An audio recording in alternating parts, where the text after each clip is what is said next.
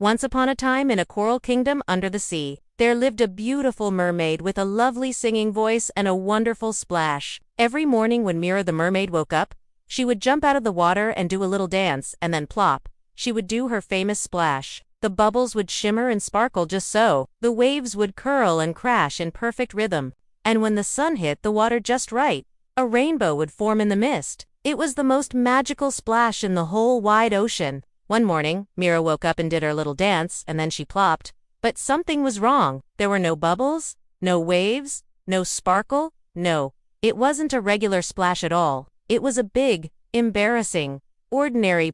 Mira was so upset that she splashed the rest of the day, but no matter how hard she tried, she couldn't get her sparkle back. She swam through fields of waving kelp, past grumpy-faced eels and over beds of colorful coral, but nothing helped. Then Mira came to a huge maze made of kelp. It looked like fun, but Mira was too upset to play. She wanted to find out why her splash had lost its magic. Suddenly, a group of dolphins swam by. They were chasing each other and making funny faces. One of them peeked out of the water and shouted, "Hey, Mira, why aren't you playing with us?" "I don't feel like playing," said Mira. "My splash isn't magical anymore. It's just a and I have to have the most magical splash in the whole wide ocean." The dolphins looked at each other and then they all started to giggle. One of them floated closer to Mira and said, "You silly mermaid.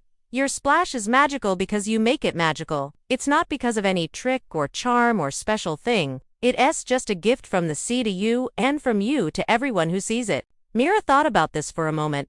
Was that true? Did she make her splash magical? Well, she knew that when she splashed, the fish in the coral heads would come out to watch. And when they saw her doing her little dance before her splash, they would all wiggle with delight. And when the rainbow appeared in the mist after her splash, the baby fish would clap their tiny fins and laugh. And when the other mermaids saw her beautiful splash, they would copy her moves and try to make their splashes even better. So maybe, just maybe, her splash was magical because of all the joy it brought to everyone. But Mira still wanted her old splash back. So the dolphin took her by the hand and led her deeper into the ocean, to the place where the seaweed grew longest and the caves were always darkest. This must be where the sea witch of whispers lived, the one who knew everything that happened in the whole wide ocean.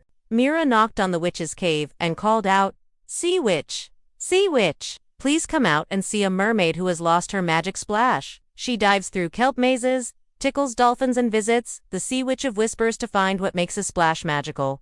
The door opened and the sea witch of whispers swam out. Well, Mira, what brings you here?" "Oh, sea witch, I've lost the magic in my splash. Can you help me?" "Why, Mira, my dear, you already have the magic in you. You just need to believe in it again." "But how can I believe in it when my splash is just an ordinary plop?" "Because, Mira," said the sea witch of whispers, "your splash isn't just a plop. Your splash is full of joy and happiness and wonder, and those things are magical." Mira thought about what the sea witch of whispers had said. She realized that her splash didn't need any extra sparkle or bubbles or rainbows to be magical, because when she jumped out of the water and did her little dance and then plop, she brought joy and happiness to everyone who watched her. And that, she knew, was the real magic.